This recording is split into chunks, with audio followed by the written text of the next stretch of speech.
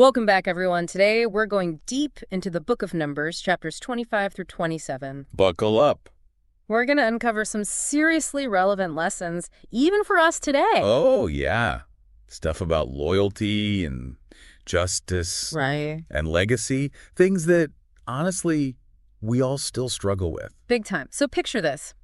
The Israelites, right? They're camped out at a place called Shittim. About to enter the promised land. Finally. After all those years wandering in the wilderness. They must have been so ready. You'd think so, right? But here's the thing. Before they cross that threshold, some serious drama goes down. Uh-oh.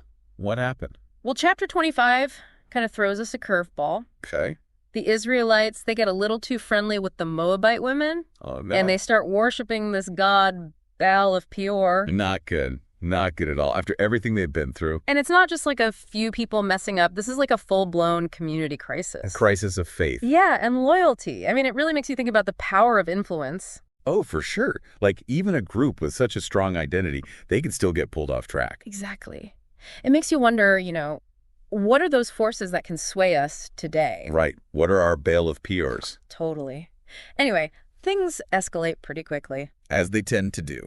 God's not happy about this whole situation, and a plague hits the Israelites hard. Wow. That's serious. It is. But here's where things get really interesting. Okay, I'm listening. We're introduced to this guy named Phinehas. Phinehas. He's Aaron's grandson, Aaron, the high priest. Oh, right. So Phinehas sees this Israelite leader openly breaking the rules. Like really flaunting it. Yeah, bringing a Midianite woman right into the camp. Bold move. And Phinehas is just filled with this, this intense zeal. The text actually calls it zeal. Zeal, okay. And he takes some pretty drastic action. Drastic. Puts a stop to both of them. Oh, wow. That's intense. Yeah. And the plague immediately stops. Just like that. Just like that. So Phinehas, he's a bit of a controversial figure, right?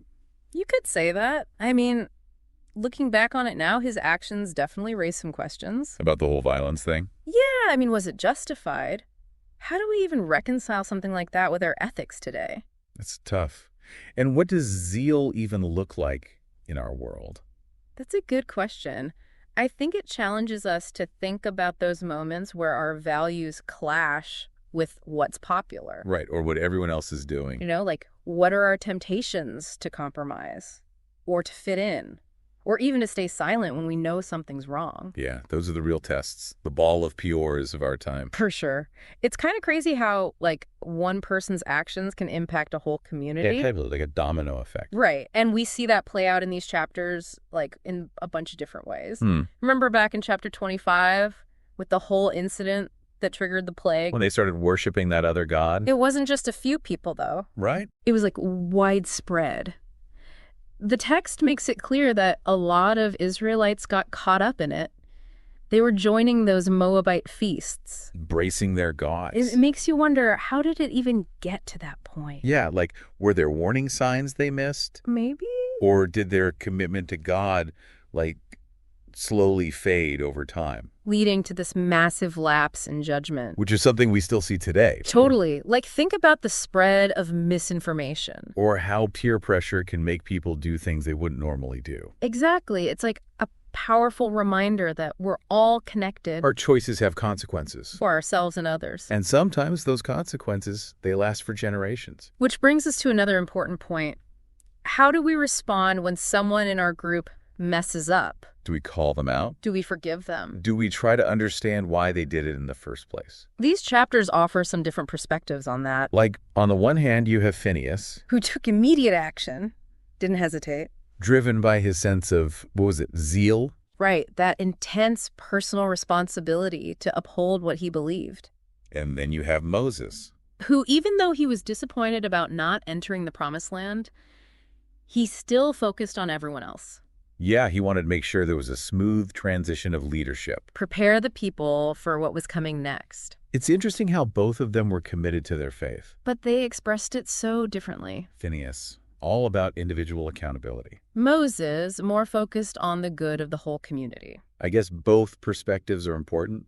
Sometimes you need to act quickly to stop something bad from spreading. And sometimes you need a more thoughtful approach. One that recognizes how complex people are. And how our actions affect each other. And speaking of how we affect each other, Think about Zelophehad's daughters. And they faced an injustice that affected the whole community. Right, because of that law about inheritance. And when they challenged it, the outcome changed things for everyone. Not just to them. It's a powerful example of how speaking up against injustice can make a real difference.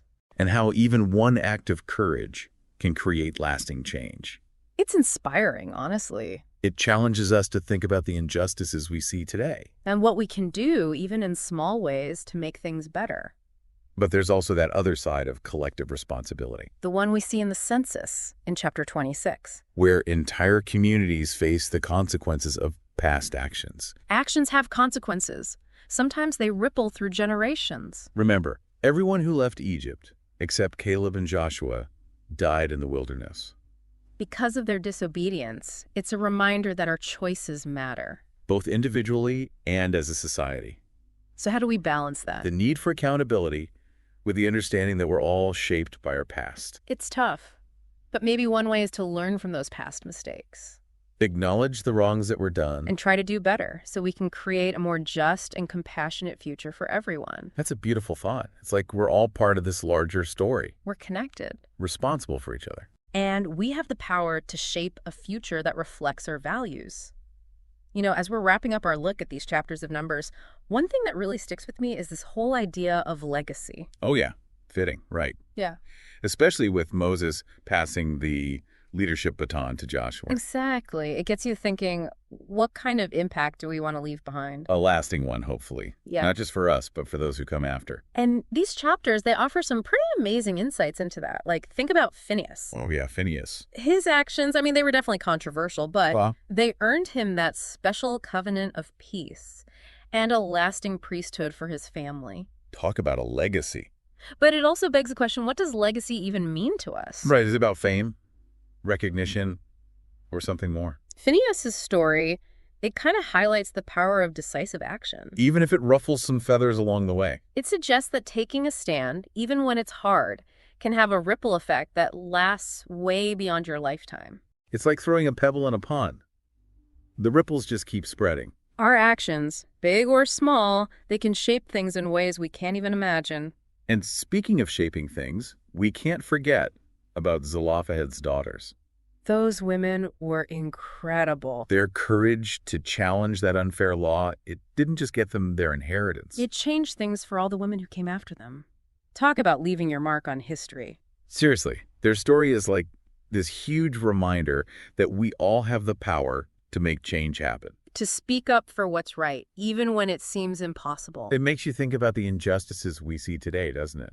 What can we do, even in our own little corner of the world, to make things better? It's a question we should all be asking ourselves. And then there's Moses. Ah, Moses. What a figure. He knew he wasn't going to enter the promised land. I can't imagine that disappointment. Must have been tough. But he didn't let it break him. Instead, he focused on making sure Joshua was ready to lead. What a lesson in selflessness.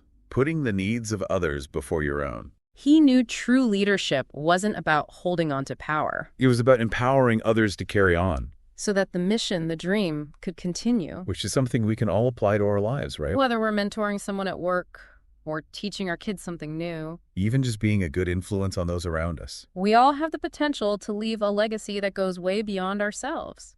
So as we wrap up our deep dive here, I think the big question is, what kind of legacy are we building?